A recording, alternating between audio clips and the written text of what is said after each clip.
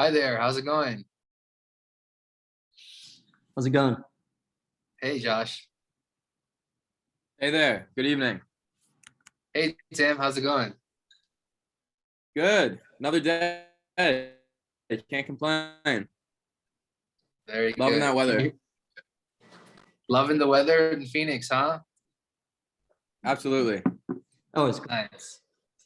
like 70 degrees out. We're gonna wait a little bit to let some people filter in, and then we'll get it started. Sure.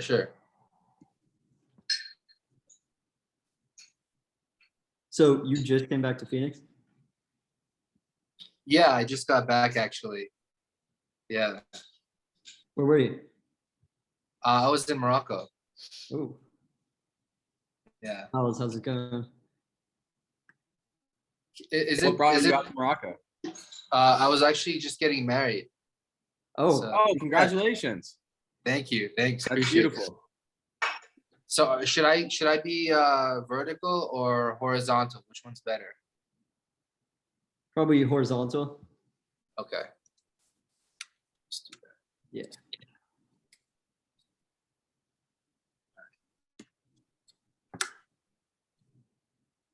All right, so I'm gonna give you co-host privileges just in case you have some material you want to show.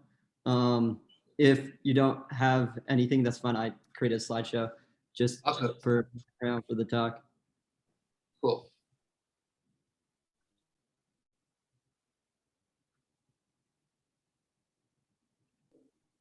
So which topic do you want to get started with first? So let's talk about generally what is space law, the past, present, and future opportunity that existed in space law, and use that as a footing board to like kind of ask follow-up questions. Okay, perfect. So for the new members in here, I have this QR code that you can scan to join the Sun Devil Sync in the Discord. If you haven't joined the Discord, you should definitely do that because that's where we post all of our announcements. I also set up a bot system that sends the latest space news daily into one of our channels. So that's one good spot for all space news or everything space related. That's one good spot to check it daily if you want to stay up to date on the space industry. And then we have a channel for general chats where we post our events and other stuff related. And we have a last channel for broadcast. That's where you can post whatever you want relating to your own major, introduce yourself, post whatever news you find relevant, anything like that.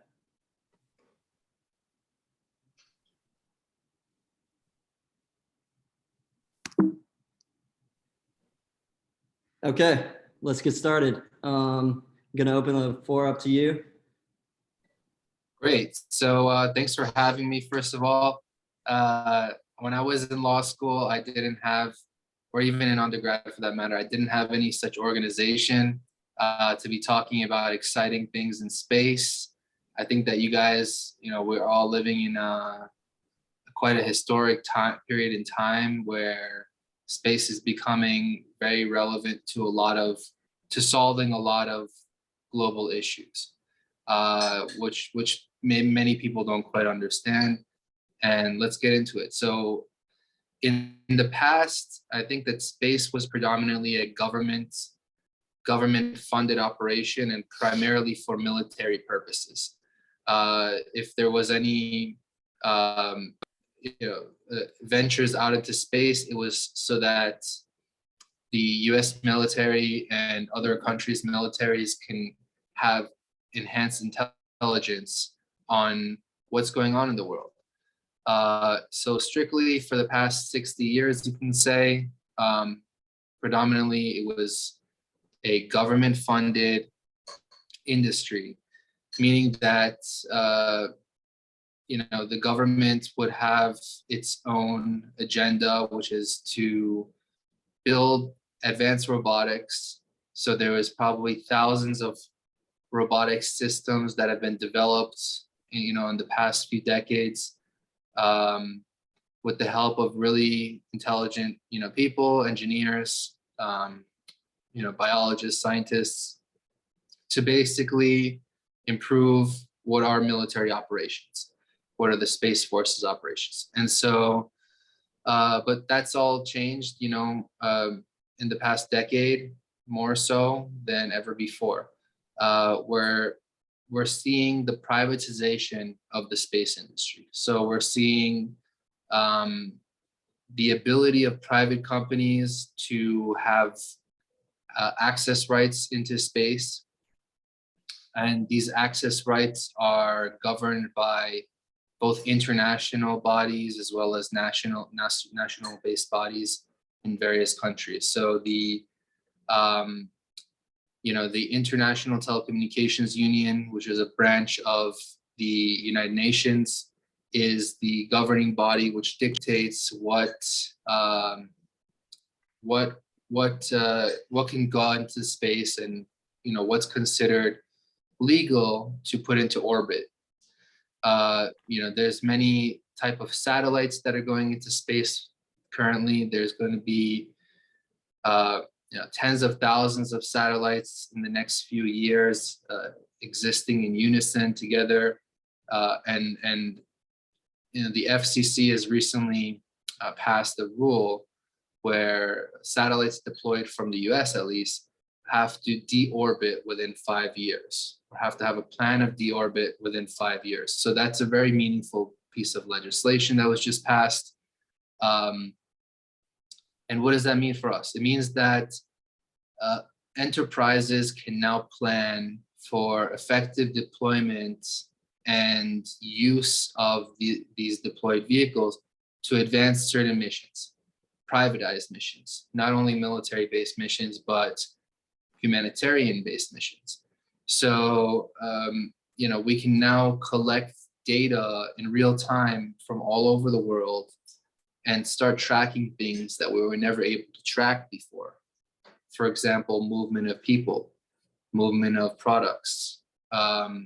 This is very important because, before we would have to rely on just documents, papers, and various other electronic documents in order to verify what we think is, something that's taking place in the world. But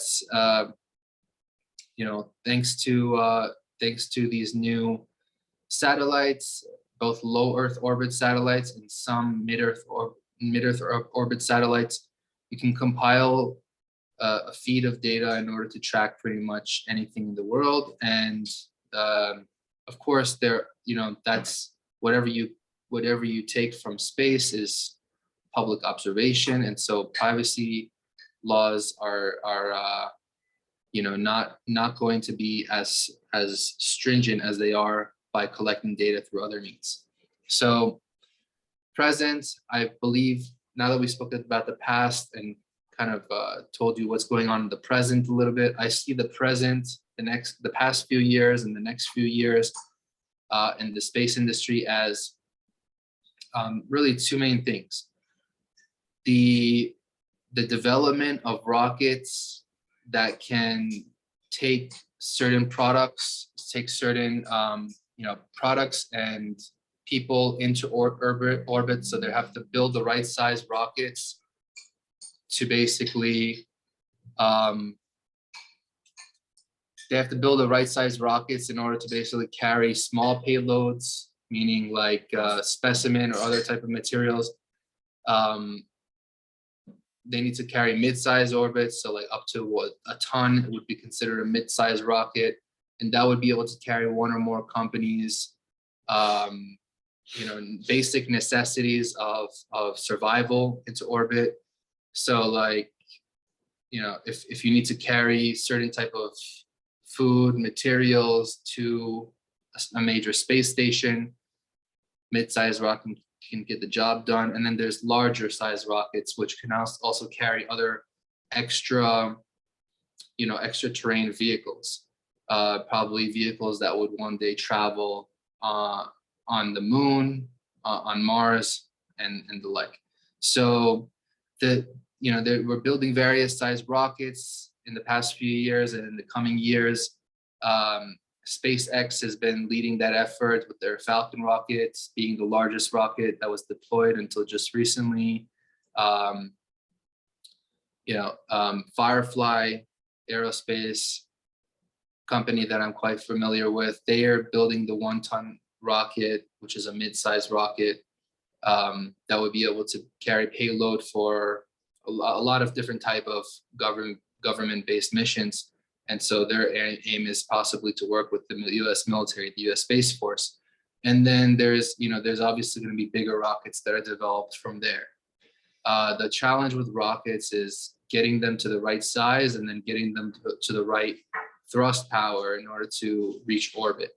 So the greater challenge for the next few years, at least for the next decade, I see, is building the right type of transportation vehicles, both rockets and both spaceships.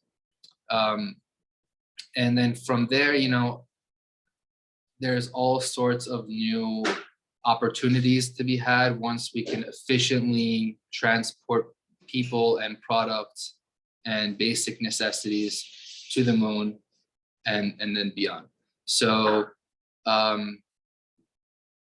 once we are able to have sufficient facilities in space, both co-living, co-working facilities, then we can start exploring the observation of certain phenomena, what microgravity's effect on people, on other things. And then,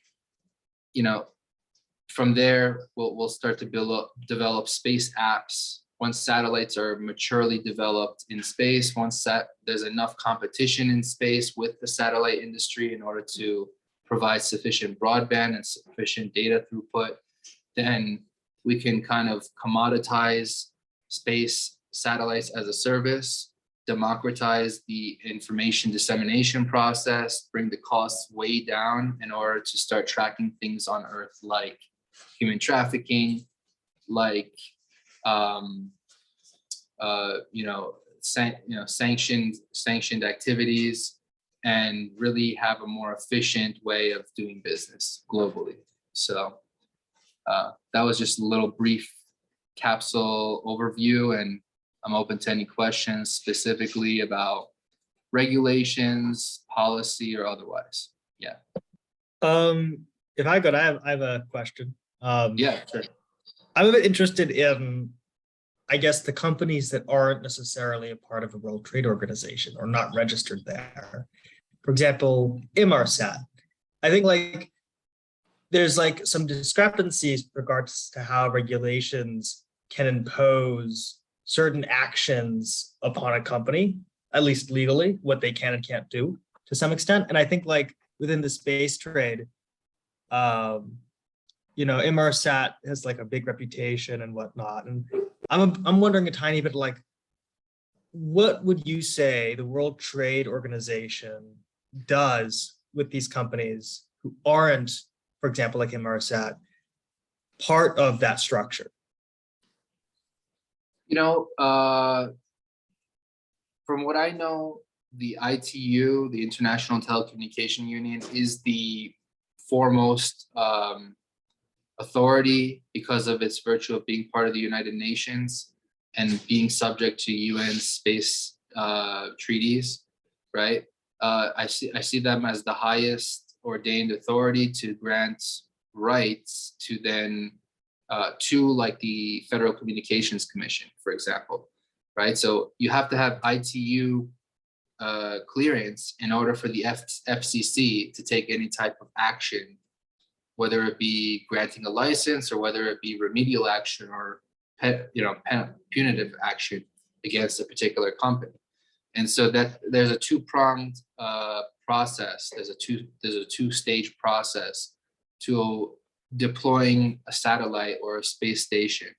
It's first getting ITU clearance and then getting FCC's license after that clearance.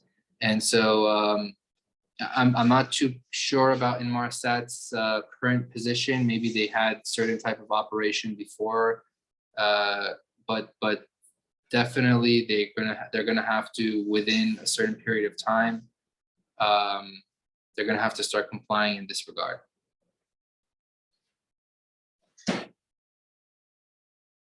I have a question.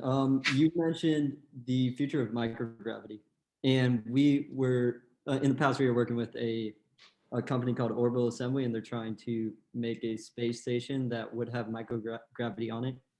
How important do you think microgravity is for space stations, and do you think the development is far along enough so that we would have something like a microgravity space station within the next 5-10 years? I think that it's what you need to be 250,000 miles above the surface in order to reach microgravity, which is substantially closer than the International Space Station currently is. So that's considered lower Earth orbit. I think that there's going to be vessels in the next 5 or 10 years that are going to be in LEO, one of which is in partnership with Blue Origin and ASU, which is the orbital reef. I mean, the orbital reef is definitely going to be in a position in a place that would facilitate microgravity and microgravity-based research. And there's going to be, the orbital reef is kind of built like a long cylinder, and then there's modules that can attach to it, which those modules can be built by private companies and basically form lease agreements with the orbital reef in order to sustain themselves at a fraction of the cost that it would take to build a traditional space station. Now, since it's in low Earth orbit, I know there's a huge clutter of satellites and other objects up in each orbital section. What do you think? How do you think we will fix that problem or tackle You that mean problem? the debris problem, space debris? Yeah, and just the satellites that have been up there for so long that just haven't fallen down yet. Right. So there is a big problem with space debris. I believe there's a company called Privateer that's trying to fix that, if I'm not mistaken. Privateer, and then there's another company called Kahan Space, which is meant to detect oncoming threats to existing space vehicles. So it's a software that detects, impending threats. And so it's going to be a two-pronged approach to this. It's going to be how do we clear space debris generally? How do we clear space? Three-pronged approach. How do we generally remove as much space waste as possible, or put regulatory demands on certain corporations that have created space debris? How do we create sustainable satellites that might remove debris from their vicinity, from their close vicinity? So there's a company called eSpace that they're building satellites that have a receptacle basically that collects debris and then deploy that debris into further Earth orbit. So basically further from the Earth's orbit, they'll send off the debris so that it's not a threat to their existing satellite. That's a way that they're going to sustainably deploy satellites until the greater challenge is met. And then, having this 5-year rule is going, this 5-year deployment rule. And then if you don't comply with that, there's going to be severe penalties. And then there's going to be obviously some companies that are going to be contracted from the Space Force in order to, like Privateer Space, in order to remove debris effectively for space missions.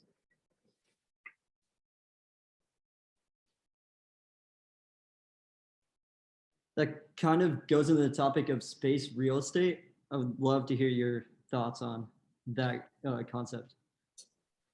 Yeah, so it's a very interesting topic. I think that the UN clearly declared that there's no one country can claim a territory in space or on a planet other than Earth. You know, we're not going to be able to clearly delineate what country owns what on the moon, simply because the majority of space research and development to date has been carried out through the United States and Russia, and you know, China leading close behind. And then but then when you talk about equity and when you talk about populations, unserved populations, and their opportunity to access space, to become a part of space. So obviously there's an equity argument for Africa to take part in space, but you know, can you argue that you know, countries that have historically not invested in space should be given equal access to the technology and to the resources of space? It's a very hard argument to make from the policy standpoint. And so that's why I think there hasn't been any type of clear treaties developed until today. And that's been my greatest, you know, search as a space lawyer. You know, my greatest point of curiosity is who's going to have mining rights, who's going to have, you know, territorial rights, because in the absence of that, you're pretty much setting up some type of conflicting situations. And so,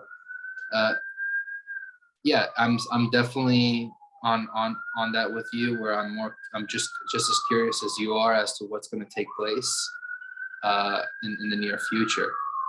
So I have a question kind of on that. If you could forecast in some way how jurisdiction could look like based off, I think it was the Moon Treaty, which allows for scientific expeditions and whatnot, and the whole argument around denial of access rights. If you could like forecast kind of like qualitatively what you think might happen, that'd be pretty cool. You Can know, you do that? what I think might happen is, I really don't know, because I feel like we're kind of in World War III at current, but it's like a silent war. It's a war that it's an unsung war. And so yeah, you know, Russia is really going at odds with the US.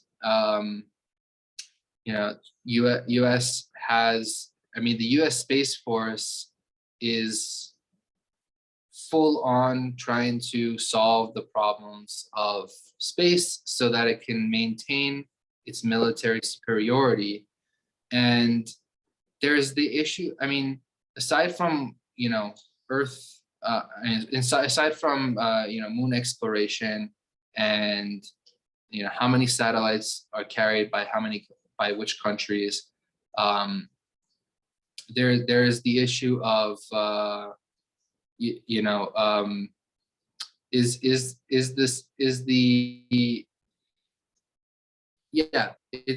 a lot of issues, but what I see in the near future is just how many people are going to get to the moon, and what does that mean for civilization. And yeah, there's just a lot of questions to be answered before we can definitively say, you know. Yeah, I guess sub question from an operations perspective within the legal sphere. If we were to be within your position and help companies consult and whatnot right now, as if there were real estate in space, what would you say are the particular laws or the particular clauses, at least the treaties, laws, sub things, whatever, that you would pay attention to? Because we're students, we don't know like a lot, but it'd be nice to have like an idea of what the present is, so it might, you know, how that might impact the future. I think the biggest thing that's going to impact the future of the space industry is trademarkability of certain type of product and services. So what I mean is if you create a, you know, Hilton hotel in space, right? Right. Yeah.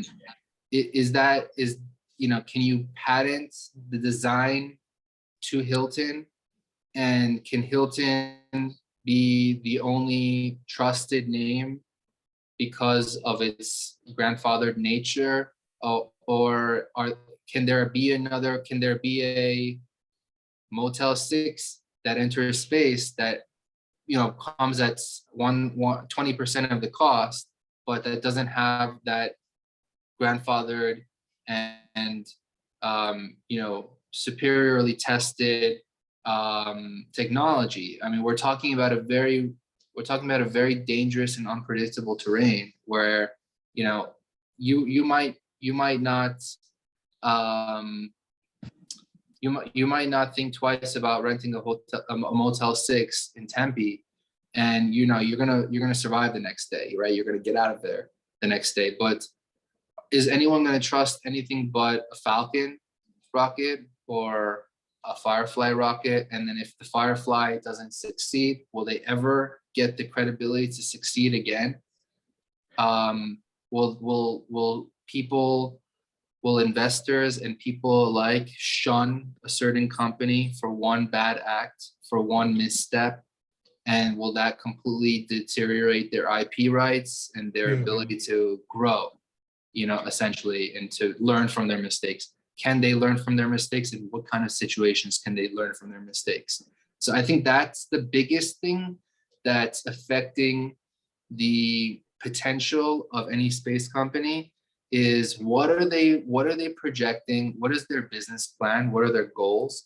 Are they going to reach their goals? And what's the upside to reaching their goals versus the downside? And is the downside going to be something that's reversible, you know, remediable, or not? Yeah. That's a great answer. Thank you. Looks like we have one in the chat. Would you mind answering that one as well? Let me see. It's do you think, at least at first, the moon and space in general will be legally treated similarly to Antarctica? At least at first is a good nuance, because I think that at least at first it will be treated like Antarctica, but soon thereafter, I mean, Antarctica doesn't have any natural resources to fight over. So that's the dichotomy there. But there is many natural resources to fight over in space. I mean, if you can tap into a meteor's energy source, you have potentially infinite energy to travel into deeper space orbit than ever thought possible before. And what does that mean? What's the bottom line for that? You know, can you reposition solar energy back to the earth in order to provide such energy savings to your particular country or to your particular network in order to have a forever competitive advantage over other countries?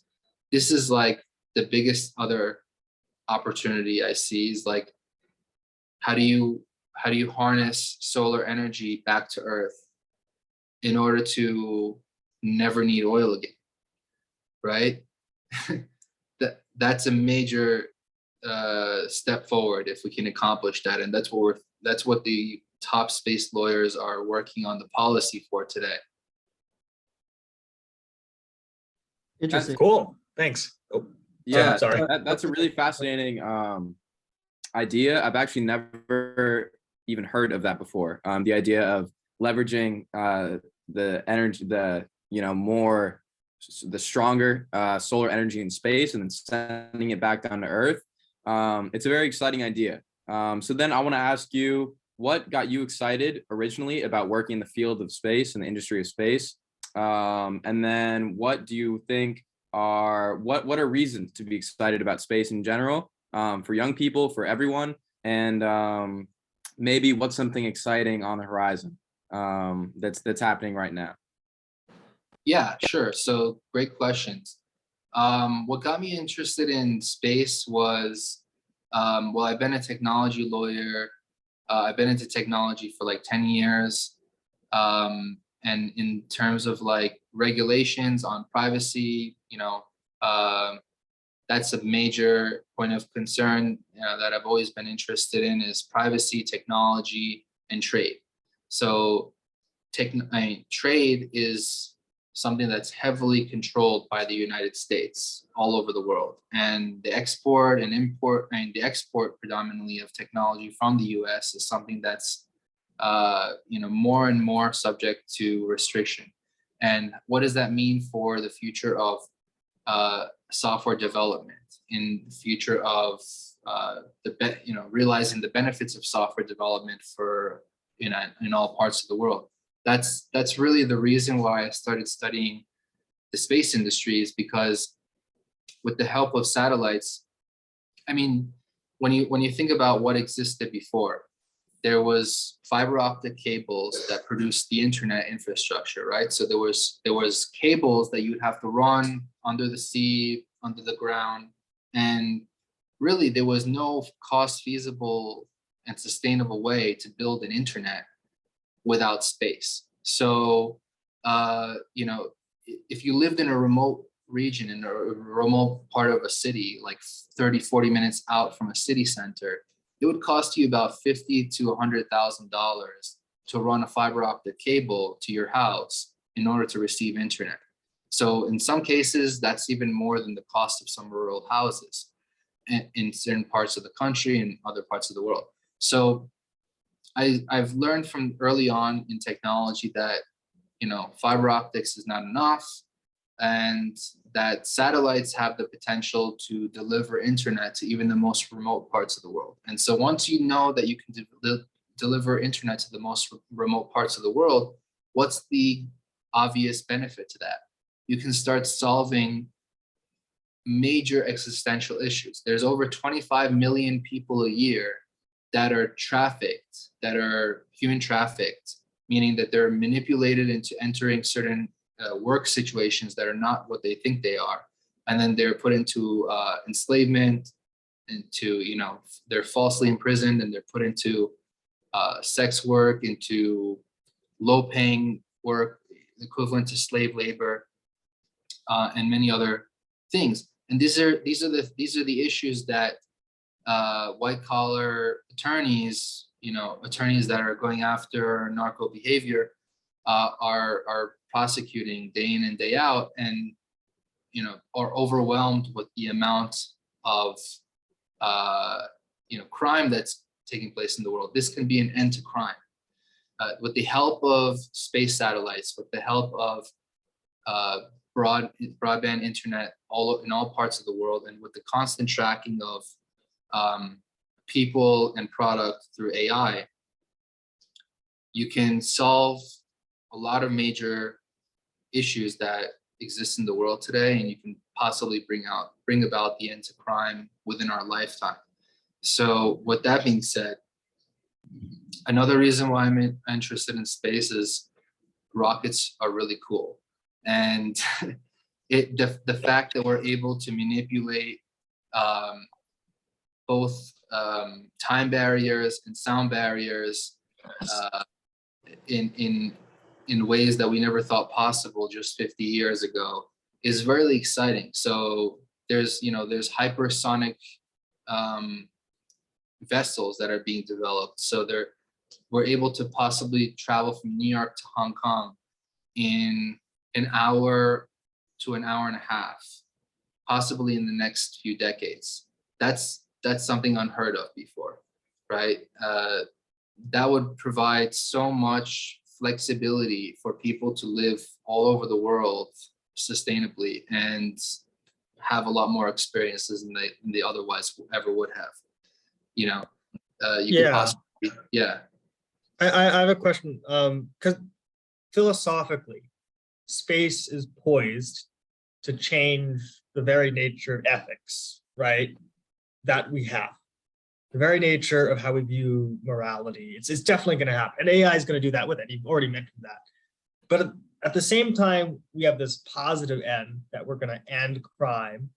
Crime is changing with the technology.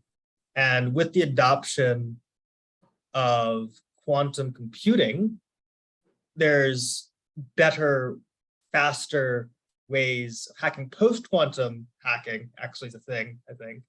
So given the increase in the speed at which an algorithm can go through cryptography and whatnot, do you think that it's possible that there'll be a race in terms of beating crime, or whether crime will stay if it's fast enough given the right technology and the right sponsorship by states? Interesting. Interesting question. I mean, it's a really interesting question. I wish I could say that I'm an expert in quantum computing. I do know that's probably the greatest threat to mankind. It's one of the great existential threats, because if a quantum computer can decrypt all of the world's bank information and then scatter it all over the place, then that's the end. That's pretty much the start of the end. It's more detrimental than any traditional warfare. There's a great threat out there today. Russia is collaborating with Iran in surveilling Ukraine and surveilling other parts of the Middle East, of Asia, and carrying out proxy wars. So to what extent can you track one government's involvement with another government in carrying out proxy activities? And this is without violating any privacy laws. And so these are the problems that are existing in this year, like not sometime in the future, but like right now. These are the biggest problems that we face. Is can crime be so sophisticated that it's almost undetectable? The majority of human trafficking that takes place today is carried out through applications that were started in Silicon Valley, but because they use because they're using context specific flyers as opposed to geolocation flyers, it's very hard to track. It's very hard to build an investigation behind it. It takes a lot of resources to even track one person in such a situation. And so it's an overwhelming problem for lawyers, especially criminal defense, white collar lawyers. Very hard to prove, certain type of drug kingpin behaviors, drug activity, drug smuggling. There was a recent case, actually. It was a Chinese national, lived in the US. He was the major money launderer for the Colombian cartels through Chinatown. And they used several serials on a dollar bill, a picture, a framed image of several serials of a dollar bill, like a very zoomed in image of a dollar bill, to indicate that they are the pass along in this string. And so, how are you going to track that other than being on the ground and watching that in real time? So and that was the largest, I think like something like $200 million were laundered in just a matter of a few months. It's one of the largest money laundering operations definitely to date. So yeah, there's a lot of subliminal ways that bad actors can connect and interact and create more elaborate ways to carry out crime. But governments need to stay 2 steps ahead and invest in the right intelligence in order to prevent that from happening. Yeah. I've got one more question, but I think, Jason had a question I'm not sure if it was answered. And it was, how saturated do you think that rocket design and development aspect of space is? Is it still possible for new companies similar to SpaceX to arise in this growing field? And I think it's a nice deviation away from, the crime topic. lot Wait, more so- lighthearted. Wait, what was that? Can you elaborate? Can you say it again? Yeah. How saturated do you think the rocket design and development aspect of space is? And then you want me to read the sub question after you answer the first part, or Yeah, no, you can say it now. okay. Is it still possible for new companies similar to SpaceX to arise in this growth? That's a really good question. I I think that SpaceX is way ahead, was always way ahead of its time. They got the first regulatory clearances to carry out government-based space launches.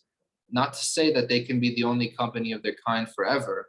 That would be an antitrust issue, and there's currently a lawsuit between SpaceX and Blue Origin for this very reason. But I mean, I don't think South Texas is the only ideal place to launch a rocket from. I think that there's going to be, there's great places in Mesa, Arizona to build a spaceport, for example. There's great places in New Mexico, in South Florida, possibly on the water as well. Maybe build a maritime space launch facility several hundred miles into the Atlantic.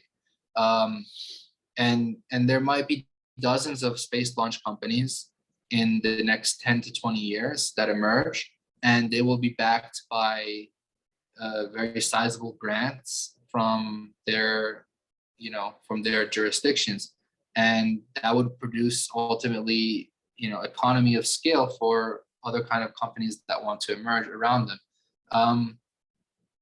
Yeah, I definitely think that SpaceX won't be the only company of its kind forever, but they have a great head start, and it's because of maybe because of the fact that Elon Musk is truly a visionary, and he's been exposed from very early on to very advanced technologies, and he saw the potential for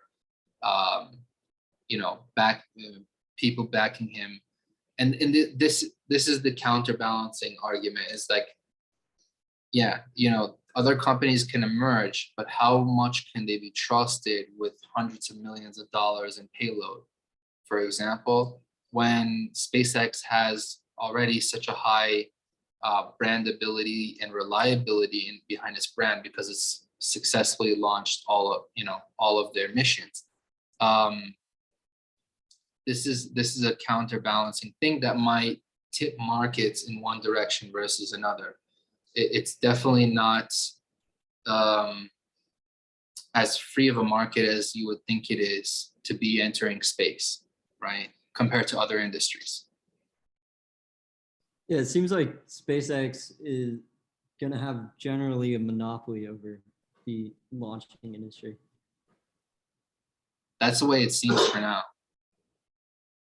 Any legal issues there?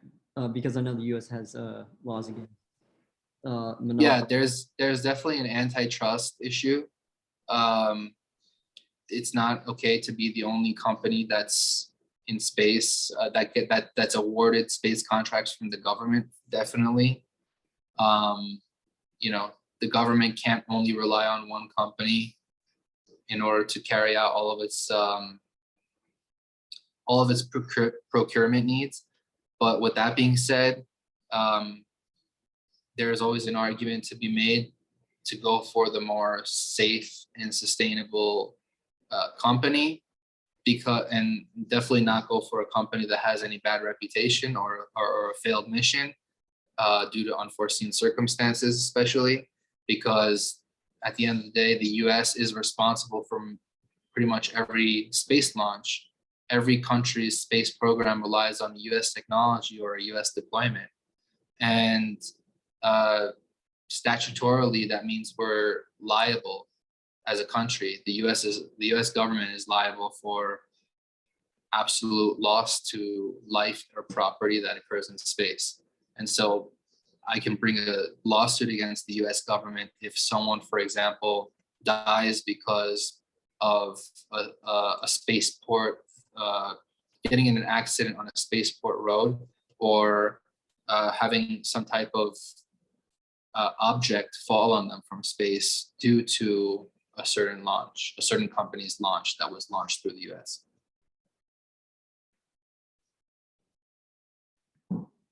So I got one more question. It's that was very interesting. Earlier we were talking about the topic of war and Space Force. Do you think the Treaty of 1967 Outer Space Treaty that prevents countries from deploying mass weapons of destruction up into space will still be upheld within the next 10 years or so? That's a good question. So yes, but what defines a weapon of mass destruction is subject to change in definition, because hypersonic missiles are not considered weapons of mass destruction, but they have an equally destructive effect than any ballistic missiles that currently exist, if not more.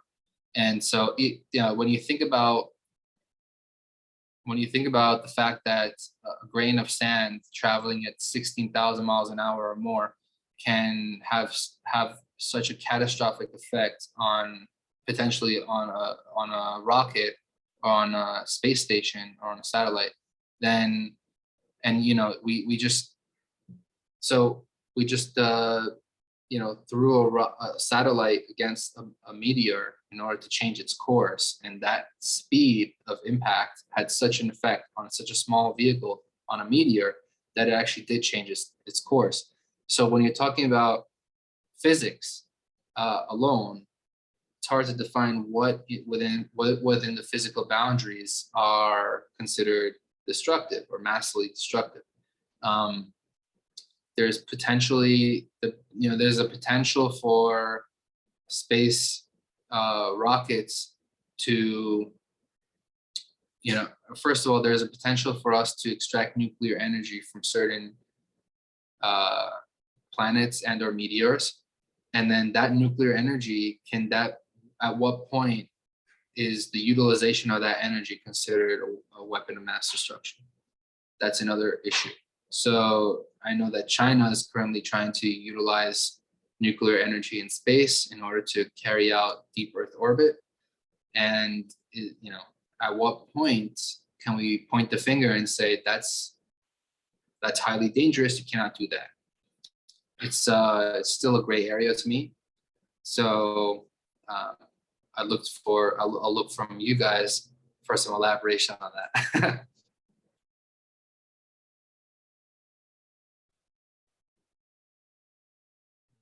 Super interesting. Yeah, is there any legal work being done at this moment to prevent something like a mass weapon of destruction being launched into orbit by an enemy country or something?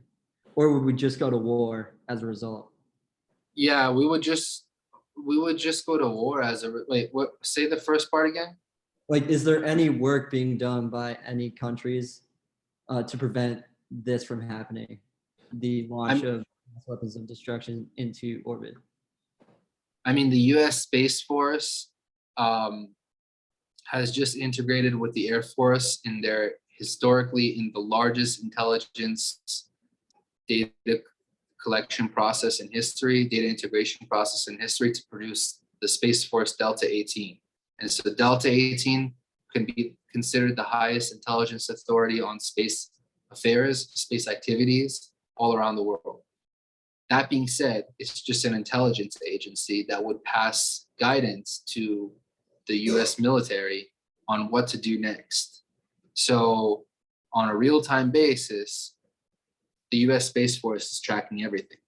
And hopefully, let's all hope that they are very good at their job.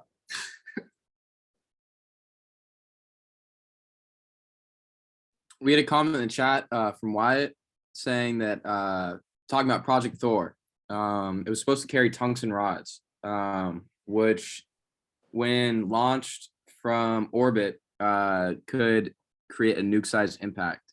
So that's an example of just the power and the leverage that comes from a presence in space. Great example. That's a great example, yeah. So I guess on that line with the Project Thor thing, that's gonna be like my last question. we were talking about like weaponization space and whatnot, nuclearization space, and I'm wondering, if there are treaties outside of what are typically thought of as space treaties that may influence, I guess how the space industry is being run. Like I think there's something called like the Wassenaar Agreement, and that deals with like payloads to some extent, what can be launched. As a space lawyer, do you think it would be a prudent course of action for anybody interested going into the field to really examine, at the very least, those agreements that may be interactive, kind of systemically in a network fashion, rather than just siloing yourself within what is conceived as the position that is space law that everyone currently has? Definitely. I mean, I think that treaties are the foremost authoritative reference point to start laying a framework for how regulations interact with one another, how one country's regulation might complement or contradict another country's regulation in the context of this treaty, right? So the treaty is the umbrella governing document, and then regulations, again, some regulations exist, some regulations exist towards the subject matter. Some people might want to lobby for new regulations in order to supersede the previous regulations in order to carry out new market entry opportunities. And so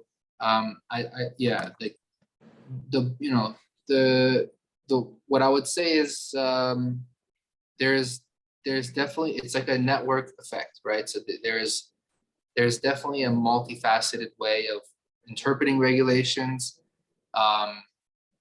And I think that the most important regulations today are ITAR, International Traffic in Arms Regulations, and the EAR, Export Administrative Regulations, and how those two interact with one another in order to bring core technologies and core products to the market efficiently and compliantly, legally compliantly. So,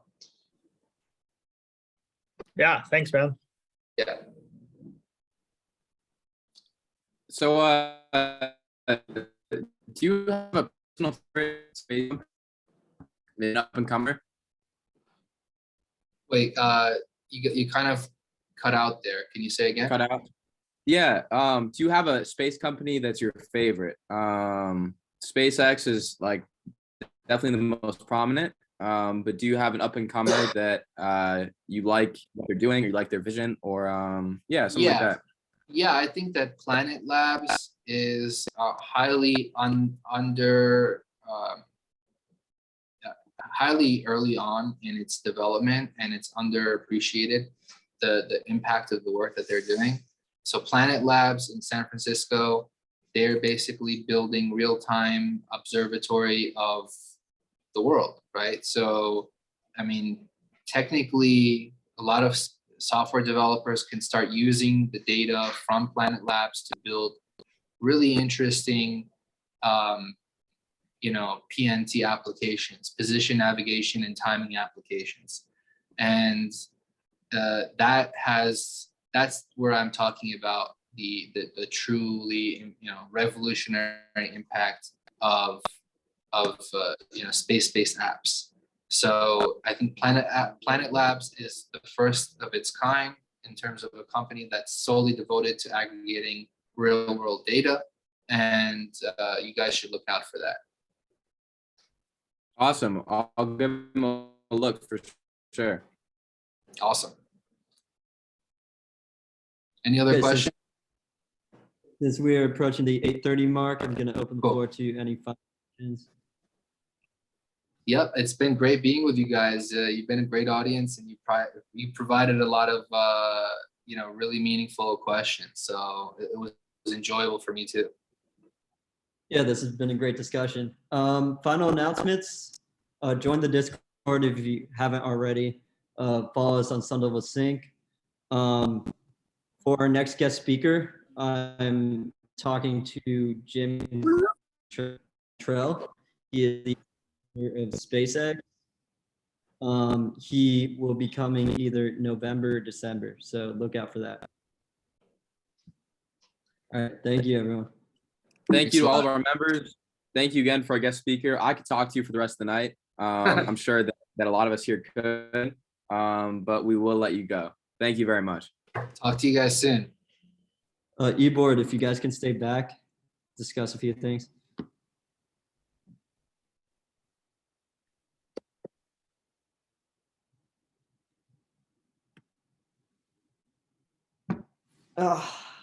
Okay, so did you guys get the emails I CC'd Miles? Yeah, and, we're still recording.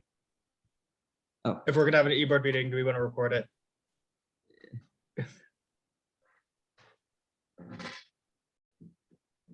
Okay.